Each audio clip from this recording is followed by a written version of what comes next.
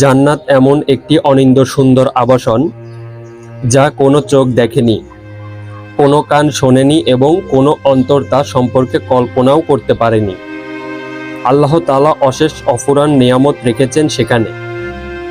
জান্নাতে যে যাবে সে জান্নাত থেকে কখনো বের হবে না, চিরকাল জান্নাতেই রয়ে যাবে।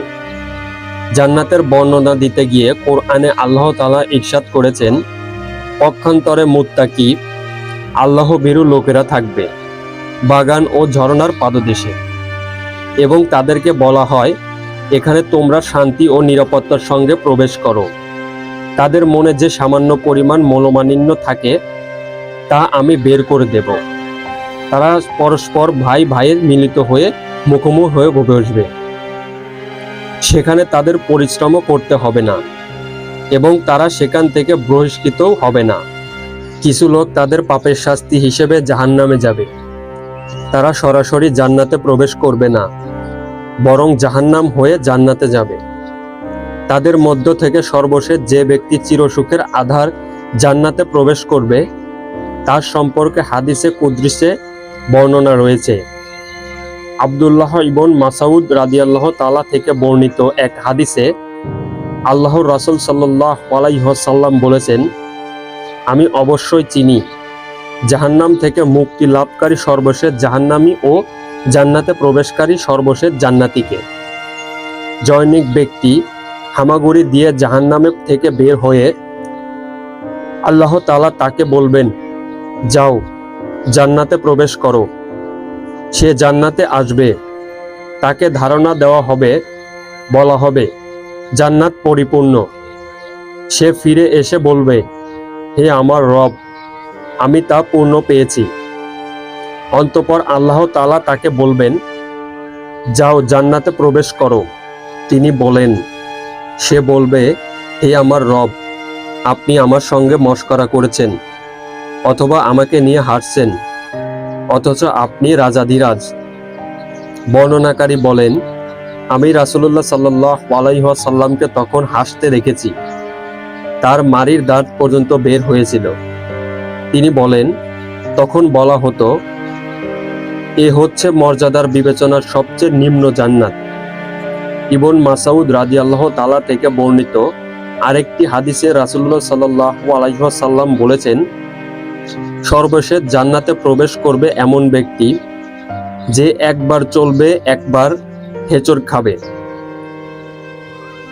একবার আগুন থেকে ঝলসে দেবে, যখন সে তার অতিক্রম করবে তার দিকে ফিরে তাকাবে, অতঃপর বলবে, বরকতময় সে সত্তা যিনি আমাকে তোমার থেকে নাজাত দিয়েছে।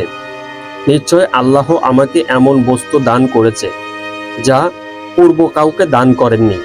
অতঃপর তার জন্য একটি গাছ প্রকাশ করা হবে। সে বলবে, হে আমার রব, আমাকে এই গাছের নিকটবর্তী করুন, যেন তার ছায়া গ্রহণ করতে পারি ও তার পানি পান করতে পারি। আল্লাহ তাআলা বলবেন, হে আদম সন্তান, যদি আমি তোমাকে এটা দান করি, হয়তো আবারও অন্য কিছু তলব করবে। সে বলবে, না হে আমার রব। এ সময় সে ওয়াদা দেবে যে এছাড়া কিছু তলব করবে না।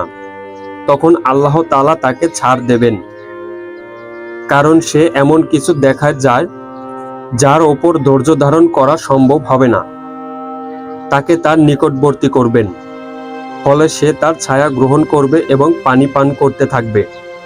অতঃপর তার জন্য অন্য গাছ প্রকাশ করা হবে যা পূর্বের তুলনায় অধিক সুন্দর।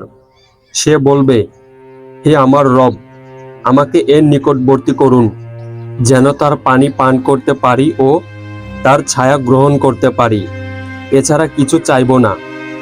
তিনি বলবেন, হে আদম সন্তান, তুমি কি আমাকে ওয়াদা দাওনি অন্য কিছুই চাইবে না?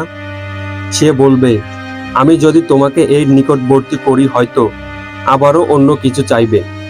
ফলে সে তাকে ওয়াদা দেবে যে অন্য কিছু চাইব না।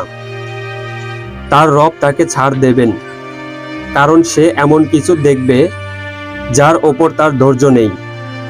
অতঃপর তাকে তার নিকটবর্তী করবেন, সে তার ছায়া গ্রহণ করবে ও পানি পান করবে।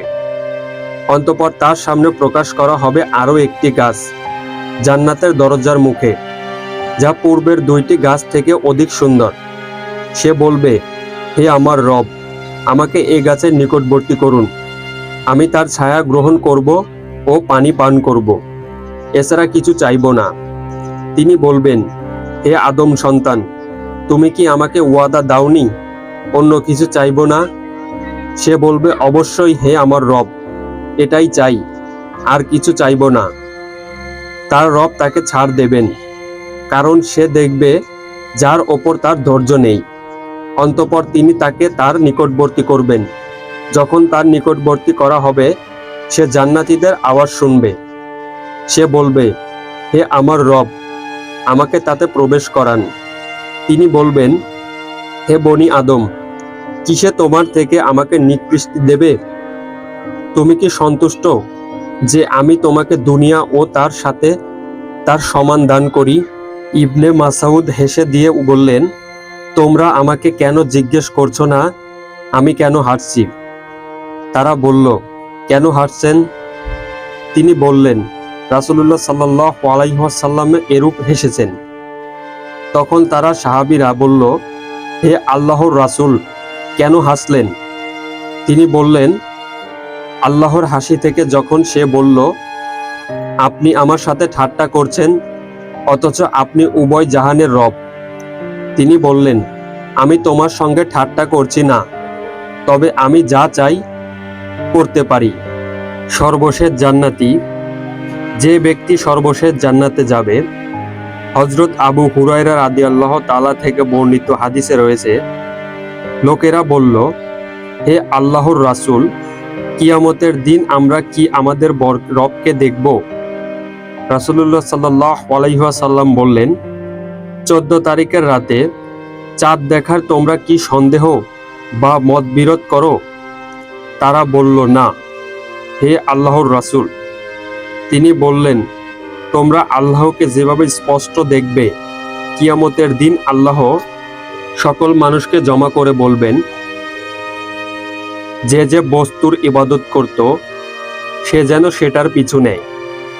ফলে যে সূর্যের ইবাদত করত সে সূর্যের অনুগামী হবে, যে চাঁদের ইবাদত করত সে চাঁদের অনুগামী হবে, যে আগুনের ইবাদত করত সে আগুনের অনুগামী হবে। শুধু এ উম্মত অবশিষ্ট থাকবে, তাতে থাকবে তার সুপারিশকারীগণ অথবা তার মুত্তাকিরা। অতঃপর তাদের নিকট আল্লাহ এসে বলবেন, আমি তোমাদের রব। তারা বলবে, আমরা এখন অবস্থান করছি যতক্ষণ না আমাদের রব আমাদের নিকট আসেন। যখন আমাদের রব আসবেন, আমরা তাকে চিনব। ফলে আল্লাহ সে রূপে তাদের নিকট আসবেন যে রূপে তারা তাকে চিনবে। অতঃপর তিনি বলবেন, আমি তোমাদের রব। তারা বলবে, আপনি আমাদের রব। অতঃপর তারা তার অনুগামী হবে। সেদিন রাসূলগণের বাণী হবে, আল্লাহুম্মা সাল্লিম সাল্লিম। জাহান্নামে রয়েছে সাদানের কাঁটার ন্যায় হুক। তোমরা সাদান দেখেছ? তারা বলবে, হ্যাঁ, হে আল্লাহর রাসূল। তিনি বলবেন, তা পুলসিরাত সাদানের কাঁটার ন্যায়, তবে তার বিশালত্বের পরিমাণ আল্লাহ ব্যতীত কেউ জানে না। সে মানুষদেরকে তাদের আমল অনুযায়ী ছোঁ মেরে নিয়ে যাবে।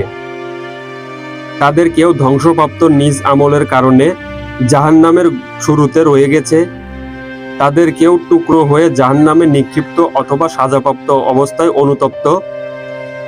অতঃপর তিনি প্রকাশ হবেন।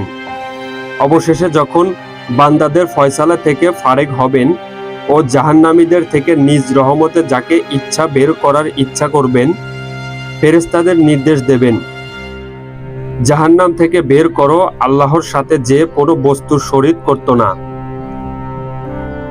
যাদের ওপর আল্লাহর রহমত করার ইচ্ছা করেছেন এবং যারা সাক্ষী দেয় যে আল্লাহ ব্যতীত কোনো উপাস্য নেই।